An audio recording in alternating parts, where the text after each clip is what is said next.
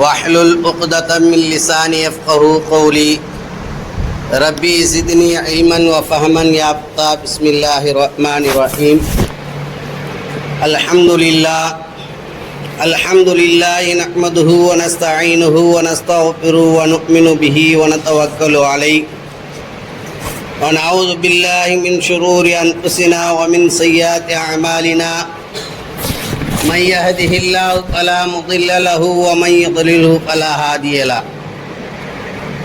ونشهد أن لا إله إلا الله وحده لا شريك له ونشهد أن سيدنا ونبينا مولانا محمدا عبده ورسوله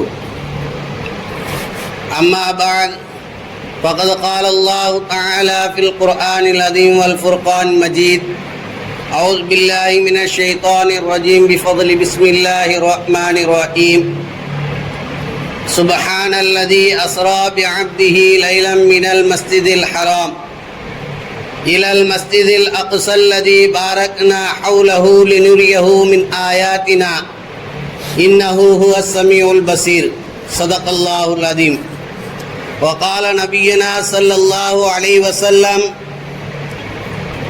أول خطيب في الإسلام أو كما قال عليه الصلاة والسلام اللهم صل على محمد وعلى آل محمد كما صليت على إبراهيم وعلى آل إبراهيم إنك حميد مجيد اللهم بارك على محمد وعلى آل محمد كما باركت على إبراهيم وعلى آل إبراهيم إنك حميد مجيد இந்த உலகத்தில் உள்ள அனைத்து ஜீவராசிகளையும் படைத்து பரிபாலிக்கூடிய ஏக இறைவனுக்கே எல்லா புகழும் உரித்தாகட்டுமாக. இப்படிதான் வாழ வேண்டும், இப்படிதான் நடக்க வேண்டும், இப்படிதான் பேச வேண்டும் என்று கற்றுக் கொடுத்த நம்முடைய நாயகம் ஸல்லல்லாஹு அலைஹி வஸல்லம் அவர்களின் மீதும் அவர்களுடைய சொல்லை செயலை அப்படியே பின்பற்றி வாழ்ந்திய சத்திய சஹாபாக்கள், தாபீன்கள், தபா தாபீன்கள், குறிப்பாக இந்த ஜும்மா தொழுகைக்கு வருகை தந்திருக்கும் நம் அனைவரின் மீதும் அல்லாஹ்வுடைய சாந்தியும் சமாதானமும் என்றென்றும் நிலவட்டுமாக. ஆமீன். கண்ணியத்துக்குரியவர்களே, அல்லாஹ்வின் நல்லடியார்களே, நாம் ஒவ்வொரு வாரமும் சொல்லிக்கொண்டுதான் இருக்கின்றோம், ஜும்மாவுடைய நாளன்று பெரும் மகிழ்ச்சியான நாள். அந்த நாளில் யார் ஒருவர் ஜும்மாவுடைய நன்மைகளை பெற வேண்டும் என்று சொன்னால், ஜும்மாவுடைய தினத்தன்று அனைத்து நன்மைகளும் பெற வேண்டும் என்று சொன்னால், நபிகள் நாயகம் ஸல்லல்லாஹு அலைஹி வஸல்லம் அவர்கள் எப்படி காட்டி கொடுத்தார்களோ அதன் பிரகாரம் நான் நடந்து வந்தோம் என்று சொன்னால், அந்த ஜும்மாவுக்குண்டான நன்மைகளை அனைத்தையும் பெற முடியும். எப்படி சொல்லி கொடுத்தார்கள் என்று சொன்னால், ஜும்மாவுடைய தினத்தன்று பாங்கு சொல்லப்பட்டு விட்டால் அனைவர்களும் மிக சீக்கிரமாக பள்ளிக்கு விரைந்து வாருங்கள். அது மட்டுமல்ல, உங்களுடைய பதிவேட்டுகளை மலக்குமார்கள் வாசப்படி அடியில் அவர்கள் பதிவேட்டை எடுத்துக்கொண்டு இருக்கிறார்கள், கணக்கை எடுப்பதற்காக வேண்டி. அவர்கள் அந்த எடுப்பதற்கு அவர்கள் வருவதற்கு முன்பாக நாம் வந்துவிட்டோம் என்று சொன்னால் அந்த ஜும்மாவுடைய நன்மைகளை அனைத்தையும் பெற முடியும். எப்போது அந்த மலக்குமார்கள் பள்ளிக்குள் வந்து அவர்களுடைய பதிவேட்டிகளை மூடிவிடுத்து விட்டார்களோ அப்போது அந்த நன்மைகளை மூடிவிடப்படுகிறது. அந்த ஜும்மாவுக்குண்டான எதை செய்கிறோமோ அதற்குண்டான நன்மைகள் மட்டும்தான் கிடைக்கும். ஆனால் அனைத்து நன்மைகளும் கிடைத்து விடுமா என்று சொன்னால் கிடைக்க முடியாது என்று நபிகள் நாயகம் ஸல்லல்லாஹு அலைஹி வஸல்லம் அவர்கள் காட்டி தந்திருக்கிறார்கள். அந்த வகையில் நாம் எல்லோரும் ஜும்மா தினத்தன்று மற்ற நாட்கள் எப்படி நாம் கழிக்கின்றோமோ இல்லையோ, ஜும்மாவுடைய தினத்தன்று நாம் பாங்கு சொல்லப்பட்டு உடனே பள்ளிக்கு விரைந்து வர வேண்டும். அப்படிப்பட்ட வல்ல ரஹ்மான் நம் அனைவருக்கும் தௌஃபீக் செய்வானாக. கண்ணியத்துக்குரியவர்களே, அல்லாஹ்வின் நல்லடியார்களே, ஒரு 2-3 வாரங்களாக நபிகள் நாயகம் ஸல்லல்லாஹு அலைஹி வஸல்லம் அவர்களுடைய வாழ்க்கை வரலாறுகளை நாம் பார்த்து வருகின்றோம். அந்த வகையில் சென்ற வாரம் நபிகள் நாயகம் ஸல்லல்லாஹு அலைஹி வஸல்லம் அவர்களுடைய 45 வயதில் என்ன நிகழ்வு நடந்தது என்றெல்லாம் சென்ற வாரத்தில் சொன்னோம். அதிலிருந்து நாம் எடுத்துக்கொண்டோம் என்று சொன்னால், நபிகள் நாயகம் ஸல்லல்லாஹு அலைஹி வஸல்லம் அவர்கள் இந்த இஸ்லாத்தை எத்தி வைப்பதற்காக, இந்த கலிமாவுடைய வாழ்க்கை வாழ வைப்பதற்காக இந்த உம்மத்துகளுக்கு இதையெல்லாம் காட்டி கொடுத்தார்கள் என்று சொன்னால், அந்த இஸ்லாத்தை காட்டி கொடுப்பதற்கு வந்த சஹாபாக்கள் எந்த அளவுக்கு கஷ்டப்பட்டார்கள் என்று நாம் சென்ற வாரத்தில் பார்த்தோம். அப்போது நபிகள் நாயகம் ஸல்லல்லாஹு அலைஹி வஸல்லம் அவர்களுக்கு 40 வயது அடையும் போது இந்த இஸ்லாத்தை எடுத்துரைத்தார்கள். இப்படியெல்லாம் நீங்கள் நடந்து கொள்ளுங்கள், இதையெல்லாம் செய்யுங்கள், அதற்குண்டான நன்மைகளை அல்லாஹ் கொடுப்பான் என்று நபிகள் நாயகம் ஸல்லல்லாஹு அலைஹி வஸல்லம் அவர்கள் இந்த கலிமாவுடைய வாழ்க்கையை எடுத்துரைத்தார்கள். அப்போது சில சஹாபாக்கள் மட்டும் அந்த இஸ்லாத்தை ஏற்றுக்கொண்டார்கள். அந்த சில சஹாபாக்கள் இந்த இஸ்லாத்தை ஏற்றுக்கொண்டவர்கள் யார் என்று சொன்னால், பெரிய பணக்காரர்கள் அல்ல, தன்னுடைய எஜமானுக்கு கீழே அடிமைகளாக வேலை செய்யக்கூடியவர்கள் தான் மிக அதிகமாக இஸ்லாத்தை ஏற்றுக்கொண்டனர். அந்த வகையில் பிலால் ரலியல்லாஹு தஆலா அன்ஹு அவர்கள் இஸ்லாத்தை ஏற்றுக்கொண்டார்கள். அவர்கள் ஏற்றுக்கொண்ட பிறகு அவர்களுக்கு எப்படிப்பட்ட கஷ்டங்கள் எல்லாம் கொடுத்தார்கள். அங்கு உள்ள காபிர்கள், அந்த மக்கள்கள் எந்த அளவுக்கு கஷ்டத்தை கொடுத்தார்கள் என்று சென்ற வாரத்தில் சொன்னோம். அதே போன்று நபிகள் நாயகம் ஸல்லல்லாஹு அலைஹி வஸல்லம் அவர்களுக்கு 40 வயது ஆகும்போது 38 நபர்கள் மட்டும்தான் இஸ்லாத்தை ஏற்றுக்கொண்டனர். இஸ்லாத்தை, இந்த கலிமாவுடைய வாழ்க்கையை 38 நபர்கள் தான் அவர்கள் ஏற்றுக்கொண்டனர். அப்படி ஏற்றுக்கொண்டு இருக்கும்போது உமர் ரலியல்லாஹு தஆலா அன்ஹு அப்போது அவர்கள் இஸ்லாத்தை ஏற்கவில்லை. அவர்களுக்கு கீழே ஒரு அடிமை இருந்தால், ருபைபா என்ற ஒரு பெண்மணி. அந்த பெண்மணி உமர் ரலியல்லாஹு தஆலா அன்ஹு அவர்களுக்கு அடிமையாக இருந்தால், வேலை செய்பவர்களாக இருந்தால், அந்த பெண்மணி இஸ்லாத்தை ஏற்றுக்கொண்டதற்காக உமர் ரலியல்லாஹு தஆலா அன்ஹு அவர்கள் எப்போதுமே அவர்கள் ஜாட்டிவார், அதாவது ஒரு கைத்தடியில் ஜாட்டிவாராக வைத்திருப்பார்கள். மக்கள் ஏதாவது தவறு செய்கிறார் என்று சொன்னால் அந்த ஜாட்டிவாரால் அதிகமாக அடிப்பார்களாம். அப்படி உமர் ரலியல்லாஹு தஆலா அன்ஹு அந்த பெண்மணியை கூப்பிட்டு சொல்கிறாள். அந்த பெண்மணியை பார்த்து சொல்கிறார்கள், நீ இந்த இஸ்லாத்தை விட்டு விலகிவிடு, இல்லை என்று சொன்னால் உன்னை இப்படி அடிப்பேன், என்னுடைய கை வலிக்கும் வரை நான் விட மாட்டேன் என்று சொல்லி காட்டுகிறார். அப்போது அந்த பெண்மணி சொல்கிறாள், நான் இஸ்லாத்தை விடுவதற்கு எனக்கு மனமில்லை, நீங்கள் ஏதாவது பண்ணிக்கொள்ளுங்கள் என்று சொல்லும் போது உமர் ரலியல்லாஹு தஆலா அன்ஹு இஸ்லாத்திற்கு வருவதற்கு முன்பாக அந்த பெண்மணிக்கு ஜாட்டிவாரால் அடிக்கிறார்கள். ஜாட்டிவாரால் அடித்துவிட்டு உடனே கீழே அந்த ஜாட்டிவார் கீழே வைக்கிறார்கள். அந்த பெண்மணியை பார்த்து சொல்கிறார், நான் ஜாட்டிவார் கீழே வச்சு விட்டேன் என்று நீ சந்தோஷம் அடைகிறாயா?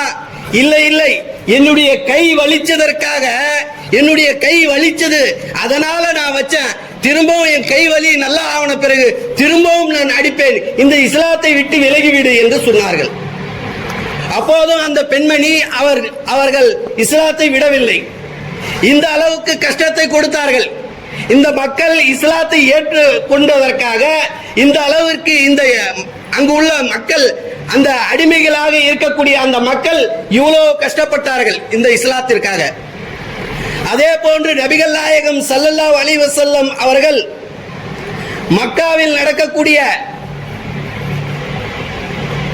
அதாவது நபிகள் நாயகம் ஸல்லல்லாஹு அலைஹி வஸல்லம் அவர்களுக்கு 46 வயது ஆகும்போது இந்த மக்காவில் அந்த காபாவில் இருக்கக்கூடிய அந்த சில சஹாபாக்களை நபிகள் நாயகம் ஸல்லல்லாஹு அலைஹி வஸல்லம் அவர்கள் வேற நாட்டிற்கு, அபிசீனியாவிற்கு அனுப்புகிறார்கள்.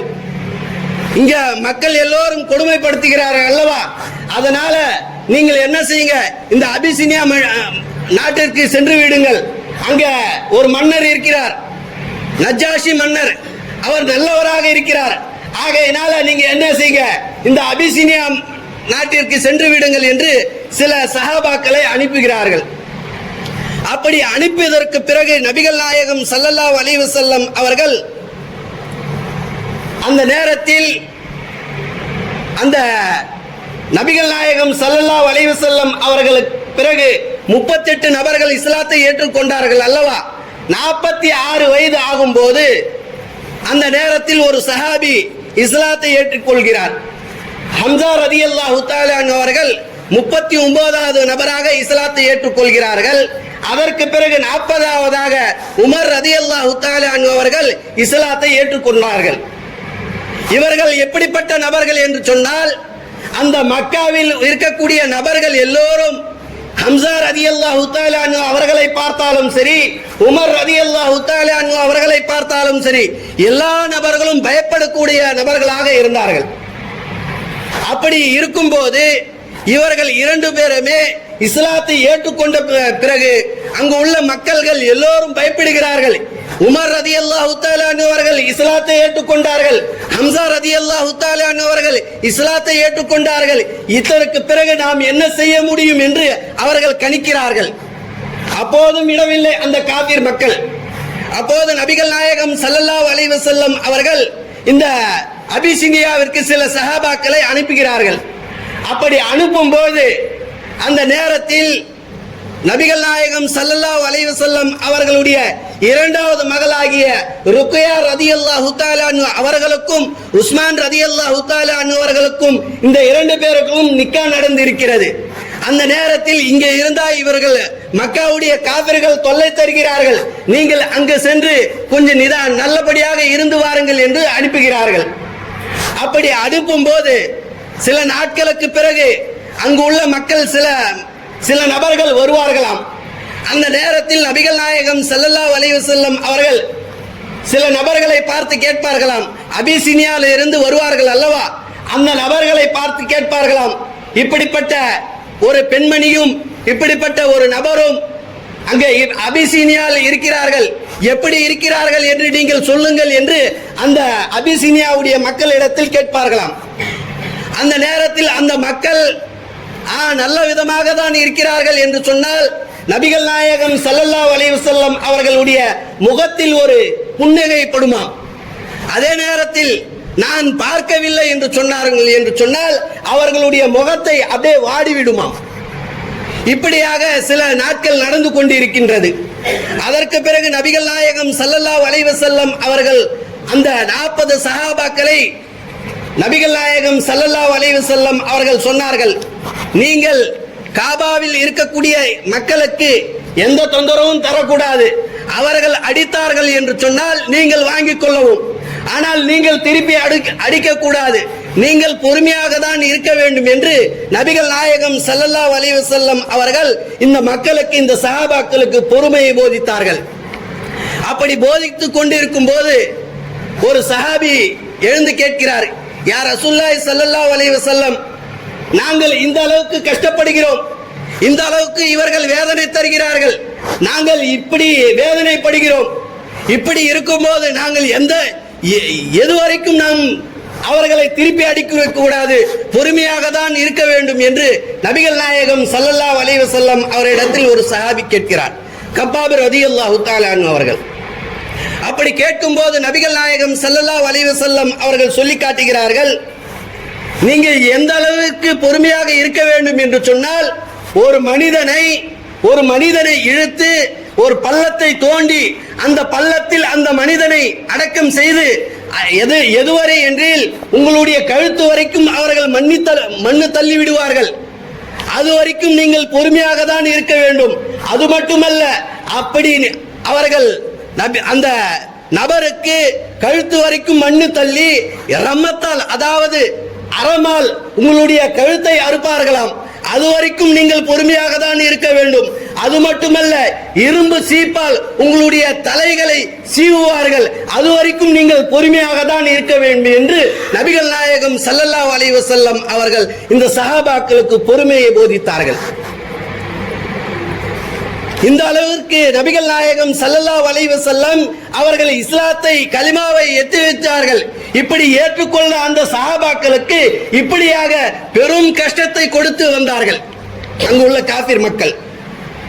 அதற்கு பிறகு நபிகள் நாயகம் ஸல்லல்லாஹு அலைஹி வஸல்லம் அவர்கள் 47 வயது ஆகும்போது சில சஹாபாக்கள் கேட்கிறார்கள், யா ரசூலுல்லாஹி ஸல்லல்லாஹு அலைஹி வஸல்லம், எங்களுக்கு இவ்வளவு கஷ்டத்தை கொடுக்கிறார்கள், இங்கு உள்ள காபிர் மக்கள் எங்களுக்கு இவ்வளவு சிரமங்களை தருகிறார்கள், நாங்கள் என்ன செய்ய வேண்டும் என்று கேட்கும்போது, அப்போது நபிகள் நாயகம் ஸல்லல்லாஹு அலைஹி வஸல்லம் அந்த நேரத்திலும் சொன்னார்கள், அந்த 40 நபர்களை நீங்கள் அபிசீனியாவிற்கு சென்று விடுங்கள், இங்கு உள்ள காபிர்கள் ரொம்ப தொல்லை தருகிறார்கள், ஆகையினால நீங்கள் அபிசீனியாவிற்கு சென்று விடுங்கள் என்று சொல்லுகிறார்கள். அப்போதும் அந்த காபிர்கள் விடவில்லை. அங்கு அபிசீனியாவிற்கு சென்று அங்கு உள்ள அந்த நஜாஷி மன்னரிடத்தில் சொல்லி காட்டுகிறார்கள், எங்களுடைய மக்காவுடைய மக்கள் உங்களுடைய நாட்டிற்கு வந்திருக்கிறார்கள், இவர்கள் நல்லவர்கள் அல்ல, இவர்களுடைய பேச்சை நீங்கள் கேட்காதீர்கள் என்று அந்த நஜாஷி மக்கள் அந்த மன்னரிடத்தில் சொல்லி காட்டுகிறார்கள். நீங்கள் இந்த மக்காவுடைய மக்களுக்கு திரும்ப அனுப்பிவிடுங்கள் என்று சொல்லும் போது அந்த நஜாஷி மன்னன் சொல்லுகிறான், நான் உன்னுடைய பேச்சை வைத்து நான் இவர்களுக்கு அனுப்ப மாட்டேன், இந்த அகதிகளுக்கு நான் அனுப்ப மாட்டேன், நான் அவர்களிடத்தில் அந்த விஷயத்தை கேட்டுவிட்டு உண்மையாக இருந்தால் நான் அனுப்பிவிடுவேன் என்று அந்த நஜாஷி மன்னன் சொல்கிறான். திரும்ப அந்த மக்காவில் இருந்த அந்த சஹாபாக்கள் எல்லா மக்களையும் கூப்பிடுகிறார். அந்த நஜாஷி மன்னன் கூப்பிட்டு கேட்கிறார், நீங்கள் இப்படி எல்லாம் நீங்கள் நல்லவர்கள் இல்லை என்று சொல்கிறார், நீங்கள் என்ன செய்கிறீர்கள், உங்களுடைய வேலைகள் என்ன என்று கேட்கும்போது அப்போது ஜாஃபர் ரலியல்லாஹு தஆலா அவர்கள் சொல்லி காட்டுகிறார்கள், நாங்கள் எப்படிப்பட்ட நல்லவர்கள் தெரியுமா, நாங்கள் நபிகள் நாயகம் ஸல்லல்லாஹு அலைஹி வஸல்லம் அவர்களுடைய பிரச்சாரத்தை ஏற்றுக்கொண்டு அவர்களுடைய இஸ்லாத்தை ஏற்றுக்கொண்டதற்காக எங்கள் மேல் பழி சுமத்துகிறார்கள், நாங்கள் இதற்கு முன்பாக எப்படி இருந்தோம் தெரியுமா, நாங்கள் அதாவது இருட்டில் இருந்தோம். அந்த நஜாஷி மன்னரிடத்தில் சொல்லி காட்டுகிறார், நபிகள் நாயகம் ஸல்லல்லாஹு அலைஹி வஸல்லம் அவர்கள் எங்களுக்கு இந்த இஸ்லாத்தை எடுத்து உரைத்தார்கள், இதை ஏற்றுக்கொண்ட பிறகு இதற்கு ஏற்றுக்கொண்டுவதற்கு முன்பாக நாங்கள் எப்படி இருந்தோம் தெரியுமா, நாங்கள் இருட்டில் இருந்தோம், எங்களை நபிகள் நாயகம் ஸல்லல்லாஹு அலைஹி வஸல்லம் அவர்கள் இருட்டில் இருந்து பகலுக்கு மாற்றினார்கள், நாங்கள் வேறொரு தேவாலயங்களை நாங்கள் வணங்கிக் கொண்டு இருந்தோம், நாங்கள் பல தேவங்களை நாங்கள் வணங்கிக் கொண்டு இருந்தோம், ஒரே இறைவன் அவனை தான் நீங்கள் வணங்க வேண்டும் என்று இப்படியாக மாற்றினார்கள், அதற்காக வேண்டி இந்த அங்கு உள்ள மக்கள் எங்களுக்கு மேல் இப்படி சுமத்துகிறார்கள் என்று சொல்லும் போது அப்போது அந்த நஜாஷி சொன்னார், நீங்கள் சொல்வது உண்மை இல்லை, இவர்கள் சொல்வதுதான் உண்மை, அதனால நாங்கள் அனுப்ப மாட்டோம் என்று அந்த மக்களுக்கு அங்கே இடக்கலம் கொடுத்தார்கள். இப்படிப்பட்ட கஷ்டங்களை எல்லாம் கொடுத்தார்கள். இதை பார்த்து அந்த மக்காவுடைய காபர்கள், நாங்கள் அந்த மக்களுக்கு இவ்வளவு பழி சுமத்தியும் அவர்கள் கேட்கவில்லை, ஆகையினால நாங்கள் என்ன செய்கின்றோம், இந்த மக்களை அதாவது ஊரை ஒதுக்கி வைக்கின்றோம், ஒரு பலகையில் எழுதி சமஸ் பிரகாரம் அதாவது ஊரை ஒதுக்கி வைக்கிறது. என்ன காரணம் என்று சொன்னால், நீங்கள் எங்களுடைய சிலைகளை எல்லாம் நீங்கள் உடைத்து விட்டீர்கள், உடைக்கவில்லை, ஆனால் அவர்கள் காரணத்தை காட்டுகிறார்கள், எங்களுடைய சிலைகளை எல்லாம் நீங்கள் உடைத்து விட்டீர்கள், ஆகையினால உங்களுக்கு ஊரை ஒதுக்கி வைக்கிறோம் என்று சொன்னால் உங்களுக்கு இந்த மக்காவில் எந்த காசு பணம் எதுவுமே உங்களுடைய செலவுகள் எதுக்குமே கிடைக்காது, ஆகையினால உங்களை ஊரை ஒதுக்கி வைக்கின்றோம் என்று அந்த மக்காவுடைய காபிர்கள் ஒதுக்கி வைத்தார்கள். அப்படி ஒதுக்கி வைக்கும் போது இவ்வளவு கஷ்டத்தை கொடுத்தார்கள் என்று சொன்னால், அவர்களுடைய சாப்பாட்டிற்கு கூட அவர்களுக்கு செலவுக்கு காசு இல்லை. அதற்கு முன்பாக கதீஜா ரலியல்லாஹு தஆலா அவர்கள் செல்வ சீமாட்டி அல்லவா, அவர்களிடத்தில் காசு பணம் அதிகமாக இருந்தது. இந்த 3 வருஷ காலம் அவர்கள் ஊரை ஒதுக்கி வைத்திருந்தார்கள். மக்காவுடைய சஹாபாக்களை ஊரை ஒதுக்கி வைத்திருந்தார்கள். இந்த 3 வருஷத்திற்கு கதீஜா ரலியல்லாஹு தஆலா அவர்களிடத்தில் இருந்த காசை எல்லாத்தையும் செலவு செய்தார்கள். செலவு செய்து அந்த சஹாபாக்களை முன்னேற்றினார்கள். அப்போது அங்கு உள்ள ஒரு சில சஹாபாக்கள் சொல்கிறார்கள், இவ்வளவு கஷ்டங்கள் எப்படிப்பட்ட கஷ்டங்கள் என்று சொன்னால், அங்கு உள்ள சிறிய பிள்ளைகள் கதறுகிறார்கள், சாப்பாடு இல்லாத காரணத்திற்கும் கதறுகிறார்கள்.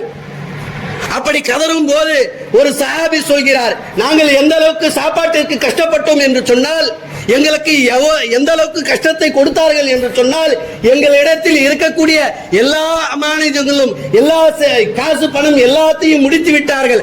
அதற்கு பிறகு எங்களுடைய சாப்பாட்டிற்கு வேற வழி இல்லாததின் காரணமாக ஆடுகள் இலை மேய்ப்பார்கள் அல்லவா, அந்த இலையை நாங்கள் சாப்பிட்டோம். அந்த சாப்பிட்டதற்கு பிறகு எங்களுடைய மலங்கள் எப்படி இருக்கும் என்று சொன்னால், அந்த ஆட்டு புழுக்கை போடுவது அதே போன்று எங்களுடைய மலங்கள் பச்சையாக வரும் என்று அந்த சஹாபாக்கள் சொல்கிறார்கள். இந்த இஸ்லாத்தை ஏற்றுக்கொண்டதற்காக இந்த அளவுக்கு கஷ்டப்பட்டார்கள் இந்த சஹாபாக்கள். நபிகள் நாயகம் ஸல்லல்லாஹு அலைஹி வஸல்லம் அவர்கள் திரும்பவும் வந்து சொல்கிறார்கள், நபிகள் நாயகம் ஸல்லல்லாஹு அலைஹி வஸல்லம் அவர்களுக்கு எந்த அளவுக்கு கஷ்டத்தை கொடுப்பார்கள் என்று சொன்னால், அவர்கள் நடந்து போகிறார்கள் என்று சொன்னால், அவர்கள் போவதற்கு முன்பாக முல்லை வெட்டி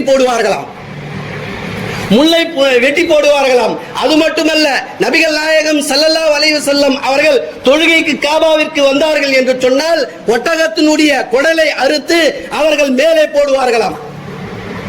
இந்த அளவிற்கு நபிகள் நாயகம் ஸல்லல்லாஹு அலைஹி வஸல்லம் அவர்களுக்கு கஷ்டத்தை கொடுத்தார்கள். இதையெல்லாம் தாங்கிக் கொண்டு அதற்கு பிறகு நபிகள் நாயகம் ஸல்லல்லாஹு அலைஹி வஸல்லம் அவர்களுக்கு 50 வயது ஆகிறது. 47 50 வயது வரைக்கும் நபிகள் நாயகம் ஸல்லல்லாஹு அலைஹி வஸல்லம் அவர்களுக்கு ஊரை ஒதுக்கி வைத்திருந்தார்கள். அவர்களுக்கு இப்படிப்பட்ட கஷ்டங்களை எல்லாம் கொடுத்தார்கள். அதற்கு பிறகு நபிகள் நாயகம் ஸல்லல்லாஹு அலைஹி வஸல்லம் அவர்களுக்கு 50 வயது ஆகும்போது அந்த நேரத்தில் தான் பேரழிவு நடந்தது.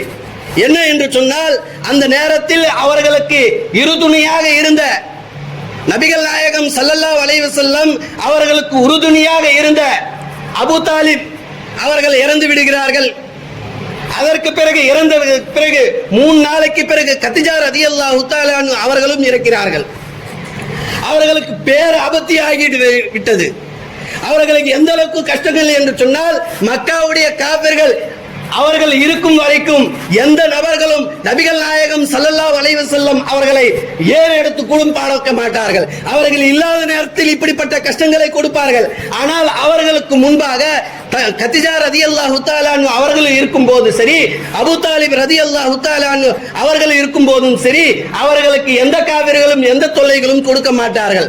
ஆனால் இந்த நேரத்தில் இவர்கள் 2 பேரும் இறந்ததற்கு பிறகு நபிகள் நாயகம் ஸல்லல்லாஹு அலைஹி வஸல்லம் அவர்கள் அல்லாஹ்விடத்தில் துஆ செய்கிறார்கள், யா அல்லாஹ், இதற்கு பிறகு என்னால் இங்கே இருக்க முடியாது, நான் எந்த அளவுக்கு தைரியமாக இருந்தனோ என்னால் இருக்க முடியாது என்று சொல்லிவிட்டு அதற்கு பிறகு நபிகள் நாயகம் ஸல்லல்லாஹு அலைஹி வஸல்லம் அவர்கள் காபாவை விட்டு தாயிப் நகரத்துக்கு செல்கிறார்கள். அங்கு போனா கொஞ்சம் இஸ்லாத்தை பரப்பி விடலாம் என்று நபிகள் நாயகம் ஸல்லல்லாஹு அலைஹி வஸல்லம் அவர்கள் தாயிஃபுக்கு செல்கிறார்கள்.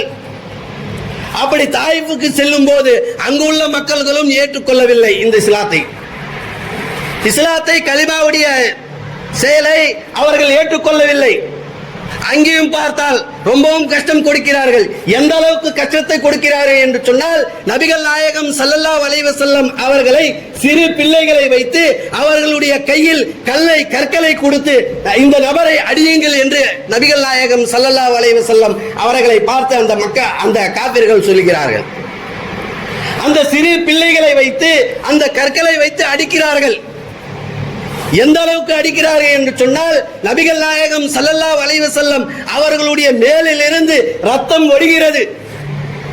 ரத்தம் சொட்ட வடிகிறது. அவர்களை கால் அணிந்திருந்த அந்த அணியை பார்த்தோம் என்று சொன்னால், அந்த அணி சிகப்பு நிறமாக மாறிவிட்டது. அந்த அளவிற்கு அவர்கள் கற்களை கொண்டு அவர்களை அடிக்கிறார்கள்.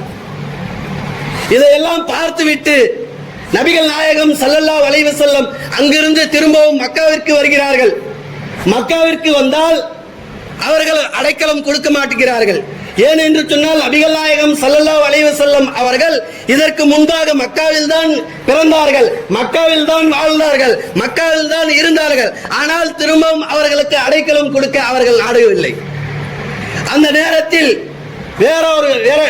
வேற நபரிடத்தில் பான்சர் கேட்கிறார்.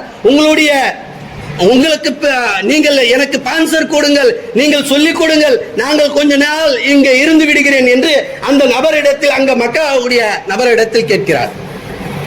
அந்த நேரத்தில் தான் நபிகள் நாயகம் ஸல்லல்லாஹு அலைஹி வஸல்லம் அவர்களுக்கு ஒரு நபர் அடைக்கலம் கொடுக்கிறார். ஒரே ஒரு நாள் கொடுத்தார். அதற்கு பிறகு அவர்களை ஏற்றுக்கொண்டார்கள். அதற்கு பிறகு நபிகள் நாயகம் ஸல்லல்லாஹு அலைஹி வஸல்லம் அவர்களுக்கு மக்காவில் கொஞ்சம் காலம் இருந்தார்கள். அந்த நேரத்தில் நபிகள் நாயகம் ஸல்லல்லாஹு அலைஹி வஸல்லம் அவர்களை பார்த்து அபூபக்கர் ரலியல்லாஹு தஆலா அன்ஹு அவர்கள் சொல்லி காட்டுகிறார்கள், யா ரசூலுல்லாஹி ஸல்லல்லாஹு அலைஹி வஸல்லம், நீங்கள் இதற்கு முன்பாக இஸ்லாத்தை மறைமுகமாக பரப்ப வேண்டும் என்று சொன்னீர்கள். இனி இப்படி தேவையில்லை, நாங்கள் எல்லா முன்னாடியும் இஸ்லாத்தை பரப்ப வேண்டும், நீங்கள் என்ன சொல்கிறீர்கள் என்று கேட்கும்போது அப்போது நபிகள் நாயகம் ஸல்லல்லாஹு அலைஹி வஸல்லம் அவர்கள் சொல்லி காட்டுகிறார்கள், கொஞ்சம் பொறுமையாக இருங்கள், கொஞ்சம் பொறுமையாக இருங்கள் என்று சொல்லும்போது அதற்கு பிறகு கொஞ்ச காலத்திற்கு பிறகு நபிகள் நாயகம் ஸல்லல்லாஹு அலைஹி வஸல்லம் அவர்கள் காபாவிற்கு வந்து இஸ்லாத்தை எல்லா மக்களும் சேர்ந்து இஸ்லாத்தை எடுத்துரைத்தார்கள். எடுத்துரைத்து இந்த காபாவில் இருக்கும்போது, மக்காவில் இருக்கும்போது சில சஹாபாக்கள் மட்டும்தான் இந்த இஸ்லாத்தை ஏற்றுக்கொண்டனர். அங்கு உள்ள எல்லா மக்களும் இஸ்லாத்தை ஏற்றுக்கொள்ளவில்லை.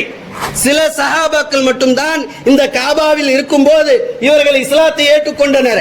அதற்கு பிறகு கொஞ்ச காலத்திற்கு பிறகு நபிகள் நாயகம் ஸல்லல்லாஹு அலைஹி வஸல்லம் அவர்கள் இவ்வளோ கஷ்டத்தில் இருக்கிறார்களே, இவ்வளோ சோகத்தில் இருக்கிறார்களே என்று அல்லாஹ்வை பார்த்து அல்லாஹ் என்ன செய்கிறான், அந்த 50வது வருடத்தில் நபிகள் நாயகம் ஸல்லல்லாஹு அலைஹி வஸல்லம் அவர்களுக்கு மேராஜ் என்று சொல்லப்படக்கூடிய அந்த மேல் உலகத்திற்கு அல்லாஹ் அழைத்து சென்றான். அப்படி அழைத்து சென்று நபிகள் நாயகம் ஸல்லல்லாஹு அலைஹி வஸல்லம் அவர்களுக்கு தொழுகையை கொடுத்து அனுப்புகிறான். அந்த தொழுகையை கொண்டு வந்து மக்களிடத்தில் சொன்னார்கள், நான் இப்படியாக அல்லாஹ் என்னை கூப்பிட்டு சென்றான், நான் போய் சில நேரத்திலே வந்து விட்டேன் என்று சொல்லும் போது அங்கு உள்ள மக்கள், அங்க மக்காவுடைய காபிர்கள் சிரிக்கிறார்கள். என்னது, நீ போய் கொஞ்ச நேரத்திலே வந்துட்டீங்களா? நாங்கள் செல்வதற்கு ஒரு மாதம் ஆகிறது, திரும்பவும் வருவதற்கு ஒரு மாதம் ஆகிறது, நீங்கள் போய் உடனே வந்துட்டீங்கன்னு சொன்னா நாங்கள் நம்ப முடியாது என்று சொல்லி அந்த மக்காவுடைய காபிர்கள் சிரிக்கிறார்கள். அப்படி சிரிக்கும் போது அபூபக்கர் ரலியல்லாஹு தஆலா அவர்கள் அவர்களுடைய ஈமானை சொன்னார்கள். நபிகள் நாயகம் ஸல்லல்லாஹு அலைஹி வஸல்லம் அவர்கள் சொல்வது யார் எந்த விஷயத்தை சொல்கிறார்கள் நாங்கள் நம்பவில்லை, யார் சொல்கிறார்கள் அதை தான் நாங்கள் பார்க்கின்றோம். ஏன் என்று சொன்னால் நபிகள் நாயகம் ஸல்லல்லாஹு அலைஹி வஸல்லம் அவர்களுக்கு அல்லாஹ்வின் மூலமாக வஹி வந்து கொண்டே இருக்கிறது, அவர்களுடைய சொல்லை நாங்கள் கேட்போம் என்று அபூபக்கர் ரலியல்லாஹு தஆலா அவர்கள் சொல்லி காட்டுகிறார்கள். அதற்கு பிறகு கொஞ்ச காலத்திற்கு பிறகு நபிகள் நாயகம் ஸல்லல்லாஹு அலைஹி வஸல்லம் அவர்கள் ஹஜ்ஜுக்கு செல்கிறார்கள். அந்த ஹஜ்ஜை செல்லும் போது அங்கு உள்ள சில மதீனாவில் இருக்கக்கூடிய சில சஹாபாக்கள், சில நபர்கள், 6 நபர்கள் அங்கு வருகிறார்கள். அங்கு வந்து இஸ்லாத்தை ஏற்றுக்கொண்டனர். அதற்கு பிறகு திரும்பவும் 2வது வருடத்தில் 12 நபர்களை இஸ்லாத்தை ஏற்றுக்கொண்டனர். அதற்கு பிறகு மதீனாவில் இருக்கக்கூடிய 400 மக்கள் சஹாபாக்கள் அவர்கள் இஸ்லாத்தை ஏற்றுக்கொண்டனர். கண்ணியத்துக்குரியவர்களே, அல்லாஹ்வின் நல்லடியார்களே, நபிகள் நாயகம் ஸல்லல்லாஹு அலைஹி வஸல்லம் அவர்கள் இந்த இஸ்லாத்திற்காக, இந்த கலிமாவை எடுத்து வைப்பதற்காக 53 வருடம் அவர்கள் இந்த கஷ்டத்தை பட்டார்கள். நபிகள் நாயகம் ஸல்லல்லாஹு அலைஹி வஸல்லம் அவர்கள் மொத்தம் 63 வருடம் வாழ்ந்தார்கள். அந்த 63 வருடத்தில் 53 வருடம் மக்காவில் அவர்கள் கஷ்டப்பட்டார்கள். அதற்கு பிறகு நபிகள் நாயகம் ஸல்லல்லாஹு அலைஹி வஸல்லம் அவர்கள் மதீனாவிற்கு 53வது வருடத்தில் சென்றார்கள். ஆக வரக்கூடிய காலத்தில் இதற்கு தொடர்ச்சியாக நாம் பார்ப்போம். எதை கேட்டோமோ அதன் பிரகாரம் வல்ல ரஹ்மான் நம் அனைவருக்கும் தௌஃபீக் செய்வானாக. வாஹிர் தாவானா அனில் ஹம்துலில்லாஹி ரப்பில் ஆலமீன். அஸ்ஸலாமு அலைக்கும் வரஹ்மத்துல்லாஹி வபரகாத்துஹு.